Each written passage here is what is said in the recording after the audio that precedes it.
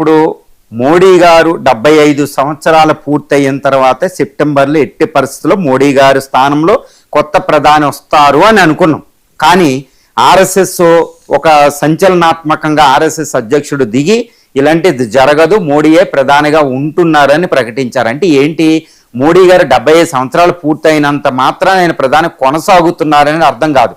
ఇప్పుడు బీజేపీ నూతన అధ్యక్షుణ్ణి బీజేపీ ప్రకటించినట్టు, అదేవిధంగా సంఘ్ పరివార్ ప్రకటించినట్టు సంచలనాత్మకంగా మోడీ స్థానంలో కొత్త ప్రధానిని కూడా సంచలనాత్మకంగా ప్రకటించే అవకాశాలు మనకి పుష్కలంగా నిండుగా ఉన్నాయని మనం చెప్పవచ్చు. Plenty of possibilities are there.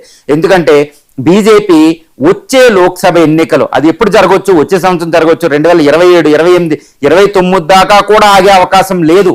ఎందుకంటే ఎట్టి పరిస్థితుల్లో బీజేపీకి మోడీ బాగుండాలా లేకపోతే అమిత్ షా బాగుండాలా, వాళ్ళ దృష్టితో నిర్ణయాలు జరగడం లేదు. గుర్తుపెట్టుకోవాలి, బీజేపీ ఒక నూతన అధ్యాయాన్ని నెలకొల్పుతుంది.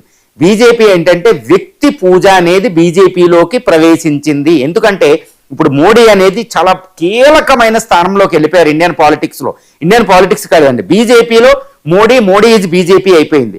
బీజేపీ 240 సీట్లకి తగ్గిపోయి సంకీర్ణ ప్రభుత్వం ఎస్టాబ్లిష్ చేసింది. కానీ కరిష్మాటిక్ లీడర్గా మోడీ యొక్క గ్రాఫ్ పడిపోలేదు. బీజేపీ 2014 ఎన్నికల